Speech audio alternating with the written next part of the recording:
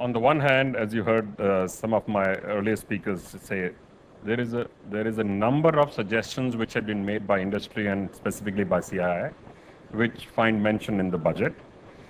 More specifically on limiting subsidies, on the new FRBM, on reducing import duties in some places. So on some fronts, it's very good on infrastructure, on the rural areas, on textiles, he's done some specific suggestions. The coal power incentives should also help improve the IIP numbers in the coming months and quarters. It was, however, felt that this is the year when the government could have made some big, bold moves in the budget. Because post this, the next budget you will probably switch to election mode.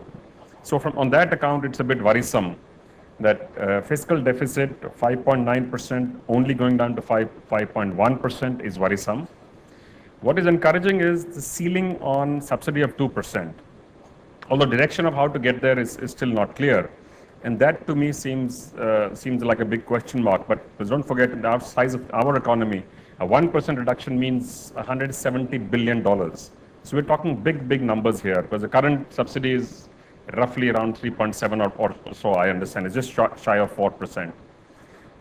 Increase in service tax by announcing a negative list is something which was expected and actually is welcome, because that is the recommendation we had made. We had, however, said that both service tax and excise should not be taken up from 10 to 12%, not when the growth is so nebulous right now, and the internal signals are not good, and the external signals globally are very weak. So that is a bit worrisome, but I guess he also had to find a way to balance his numbers. So on that account, I think there's not a lot one can say. So it's more or less along expected lines.